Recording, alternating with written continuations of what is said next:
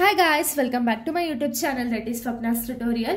So ನೀವೇ ನನ್ನ ಚಾನಲ್ಗೆ ಸಬ್ಸ್ಕ್ರೈಬ್ ಆಗಿಲ್ಲ ಅಂದರೆ ಪ್ಲೀಸ್ ಸಬ್ಸ್ಕ್ರೈಬ್ ಆಗಿ ವಿಡಿಯೋಸ್ನ ಲೈಕ್ ಮಾಡಿ ಶೇರ್ ಮಾಡಿ ಹಾಗೆ ಕಮೆಂಟ್ ಮಾಡಿ.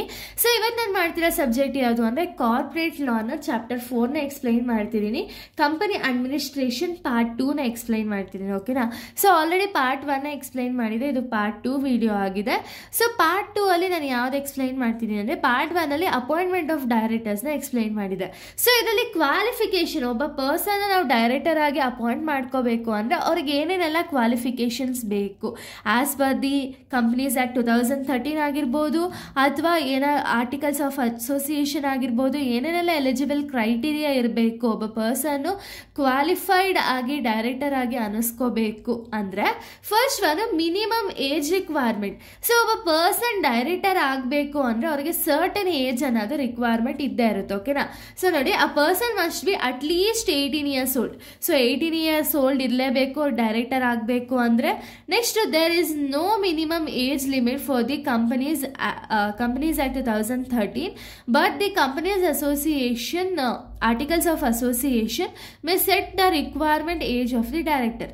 ಸೊ ಇಲ್ಲಿ ಕಂಪನೀಸ್ ಆ್ಯಕ್ಟ್ ಪ್ರಕಾರ ಇಷ್ಟೇ ಮ್ಯಾಕ್ಸಿಮಮ್ ಏಜ್ ಅಂತ ಅಲ್ಲ, ಆರ್ಟಿಕಲ್ಸ್ ಆಫ್ ಅಸೋಸಿಯೇಷನ್ ಅಲ್ಲಿ ಏನಿರುತ್ತೋ ಆ ಬೇಸಿಸ್ ಮೇಲೆ ಮ್ಯಾಕ್ಸಿಮಮ್ ಅವರು ಏಜ್ ರಿಕ್ವೈರ್ಮೆಂಟ್ಸ್ ಅನ್ನೋದು ಅಲೋ ಆಗಿರುತ್ತೆ. ಓಕೆನಾ? Next DIN number, director identification number ಅಂತ ಹೇಳಿ. ಸೊ ಇದನ್ನು ಯಾರಿಗೆ ಕೊಡಬೇಕು? ಸೊ ಇದು ರಿಕ್ವೈರ್ಮೆಂಟ್ ಏನಿದೆ ಅಂದರೆ every person appointed as a director must have an DIN number.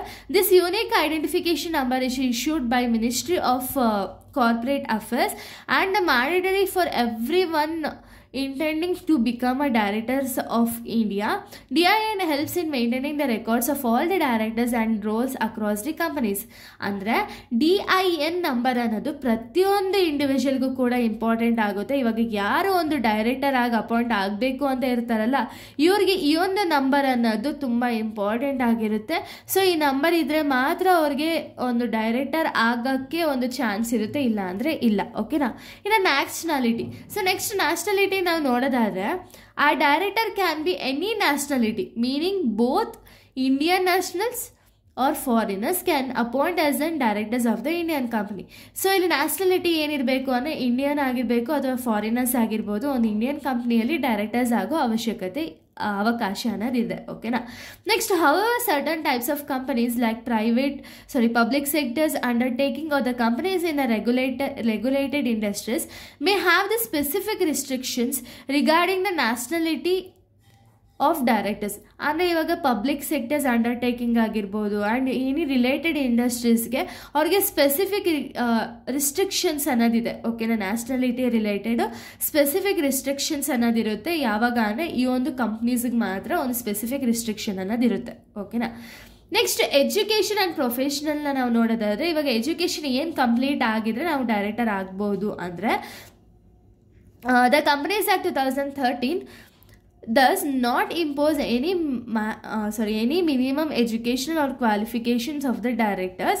However, the certain companies, particularly in such as banking, finance and healthcare, may require the directors to have the specific qualifications and expertise. ಅಂದರೆ ಇಲ್ಲಿ companies act 2013 ಪ್ರಕಾರ ಒಂದು minimum education ಅಥವಾ ಒಂದು minimum qualification ಅನ್ನೋದು requirement ಇಷ್ಟೇ ಇದೆ ಅಂತ ಹೇಳಿಲ್ಲ. ಬಟ್ ಸರ್ಟನ್ ಕಂಪ್ನೀಸ್ ಏನಿದೆ ಅವ್ರಿಗೆ ಯಾವ ಬೇಸಿಸ್ ಮೇಲೆ, ಒಂದು ಎಜುಕೇಷನ್ ಬೇಸಿಸ್ ಮೇಲೆ ಪರ್ಸನ್ಸ್ನ ಹುಡುಕ್ತಾರೆ ಅಂದರೆ ಯಾರ್ಯಾರೆಲ್ಲ ಒಂದು ಬ್ಯಾಂಕಿಂಗ್ ಸೆಕ್ಟರು ಅಥವಾ ಫಿನಾನ್ಸು ಅಥವಾ ಹೆಲ್ತ್ ಕೇರ್ ಸೆಕ್ಟರ್ಸಲ್ಲಿ ಕ್ವಾಲಿಫಿಕೇಷನ್ ಇದೆ ಅಥವಾ ಎಕ್ಸ್ಪರ್ಟೈಸ್ ಮಾಡಿದ್ದಾರೆ ಅಂಥವ್ರನ್ನ ಹುಡುಕ್ತಾರೆ. Next, independent directors mandate for the listed companies are required to possess the appropriate qualification and expertise company sector. So ಇವರು ಒಂದು ಇಂಡಿಪೆಂಡೆಂಟ್ ಡೈರೆಕ್ಟರ್ಸ್ ಅವರು ಏನಂದರೆ ಲಿಸ್ಟೆಡ್ ಕಂಪ್ನೀಸಲ್ಲಿ ವರ್ಕ್ ಮಾಡಿ ಎಕ್ಸ್ಪೀರಿಯನ್ಸ್ ಅನ್ನೋದು ಇರಲೇಬೇಕು. ಓಕೆನಾ? ಸೊ ಇದು education and professional. Next financial soundness. So financial soundness ಅಂದರೆ ಏನು ಅಂದರೆ, if a director has been adjusted insolvent or declare bankrupt, not being discharged and disqualification holding of a position of a director.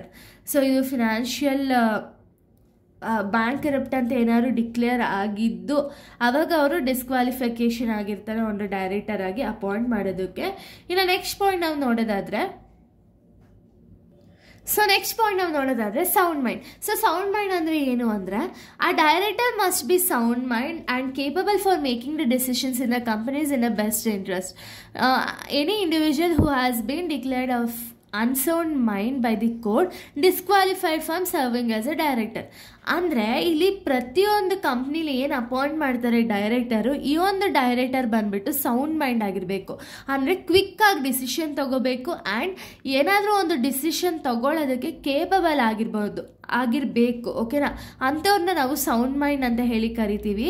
ಅಕಸ್ಮಾತ್ ಏನಾದ್ರು ಕೋರ್ಟಿಂದನೇ ಇವರು unsound mind ಅಂದರೆ ಇವ್ರಿಗೆ ಏನು ಡಿಸಿಷನ್ಸೇ ತಗೊಳಕ್ಕಾಗಲ್ಲ ಅಂದರೆ ಡಿಸ್ಕ್ವಾಲಿಫಿಕೇಶನ್ ಆಗ್ತಾರೆ. ಓಕೆನಾ. Next non disqualification under the section 164 of the companies act 2013 ಅಂದರೆ ಸೊ ಏನೇನೆಲ್ಲ ಅಂದರೆ ಬೀಯಿಂಗ್ ಸೊ ಇಲ್ಲಿ first of all non disqualification of under the section 164 of companies act 2013 ಪ್ರಕಾರ ಅಂದರೆ ಸೊ ಇಲ್ಲಿ ನೋಡಿ, under section 164 of companies act 2013 certain disqualification prevent a person from being a appointment of an directors. ಏನೇನೆಲ್ಲ disqualification ಇದ್ದರೆ prevent ಆಗುತ್ತೆ ಒಬ್ಬ ಪರ್ಸನ್ನ director ಆಗಿ appoint ಮಾಡೋದಕ್ಕೆ ಅಂದರೆ ಅವ್ರೇನಾದ್ರು ಅಕಸ್ಮಾತ್ ಏನಾದ್ರು ಇಂಪ್ರಿಸನ್ಮೆಂಟ್ ಆಗಿದ್ರೆ ಪೀರಿಯಡ್ ಆಫ್ 6 months ಅಥವಾ ಮೋರ್ ಏನಾದ್ರು ಇಂಪ್ರಿಸನ್ಮೆಂಟ್ ಏನಾರು ಆಗಿದ್ರೆ ಅವರು ಕೂಡ ಡೈರೆಕ್ಟರ್ ಆಗಿ ಅಪಾಯಿಂಟ್ ಆಗೋಕ್ಕಾಗಲ್ಲ. Failure of pay calls and share of companies ಇವರು ಕೂಡ ಅಪಾಯಿಂಟ್ ಆಗಲ್ಲ. ಪೇ ಕಾಲ್ಸ್ ಏನಾದ್ರು ಪೇ ಮಾಡಲಿಲ್ಲ ಅಂದರೆ ಅವರು ಕೂಡ ಆಗಲ್ಲ. ಮತ್ತು ಕೋರ್ಟಿಂದನೇ ಒಂದು ಡಿಸ್ಕ್ವಾಲಿಫಿಕೇಷನ್ ಅಂದರೆ ಅನ್ಸೌಂಡ್ ಮೈಂಡ್ ಅಂತ ಹೇಳಿ ಡಿಕ್ಲೇರ್ ಆದರೆ ಅವಾಗಲೂ ಆಗಲ್ಲ. ಆ್ಯಂಡ್ ಫಿನಾನ್ಷಿಯಲ್ ಸ್ಟೇಟ್ಮೆಂಟ್ಸ್ನ ಪ್ರಾಪರಾಗಿ ರೆಕಾರ್ಡ್ ಮಾಡೋಕ್ಕೆ ಬರಲಿಲ್ಲ ಅಂದರೆ ಅವರು ಕೂಡ ಆಗಲ್ಲ. ಓಕೆನಾ.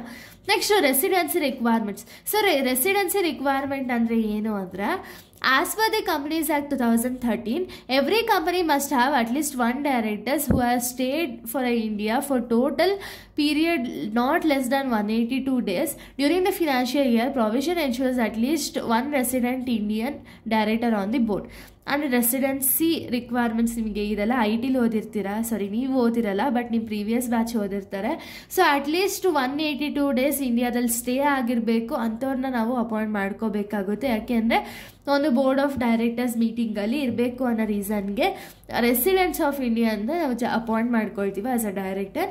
ನೆಕ್ಸ್ಟ್ ಲಿಮಿಟ್ ಆಫ್ ಡೈರೆಕ್ಟರ್ಶಿಪ್ ಅಂದರೆ a person cannot be on director in more than 20 companies at the same, including private companies, only be a director of 10 public companies at once. ಅಂದರೆ ಇಲ್ಲಿ ಒಬ್ಬ ಡೈರೆಕ್ಟರ್ ಅಂದರೆ ಇವಾಗ ಡೈರೆಕ್ಟರ್ ನಾನು ಆಗಿದ್ದೀನಿ, ಒಂದು ಕಂಪ್ನಿಲಿ director ಆಗಿದ್ದೀನಿ ಅಂದರೆ ಅವ್ರಿಗೆ ಬೇಕಾದ್ರೆ ಎಷ್ಟೊಂದು ಕಂಪ್ನಿಗಳಲ್ಲಿ ಡೈರೆಕ್ಟರ್ ಆಗಿ ವರ್ಕ್ ಮಾಡ್ತಾರಲ್ಲ. ಸೊ ಇದನ್ನು ಡೈರೆಕ್ಟರ್ ಆಗಿ ವರ್ಕ್ ಮಾಡೋಂಗಿಲ್ಲ. ಓಕೆನಾ. ಈ ಒಬ್ಬ ಡೈರೆಕ್ಟರ್ ಆದವರು ಅಟ್ಲೀಸ್ಟ್ 10 ಕಂಪ್ನೀಸ್ ಅಷ್ಟೇ, ಮ್ಯಾಕ್ಸಿಮಮ್ 10 ಬಿಟ್ಟು ಜಾಸ್ತಿ ಕಂಪ್ನೀಸಲ್ಲಿ ವರ್ಕ್ ಮಾಡೋಂಗಿಲ್ಲ. ಓಕೆನಾ. ಸೊ ಇದು ಈ ಒಂದು ಟಾಪಿಕ್ ಆಗಿದೆ. ನೆಕ್ಸ್ಟ್ ವೀಡಿಯೋದಲ್ಲಿ ನಾನು ಬೇರೆ ಒಂದು ಟಾಪಿಕ್ನ ಎಕ್ಸ್ಪ್ಲೈನ್ ಮಾಡ್ತೀನಿ. So thank you guys, thanks for watching.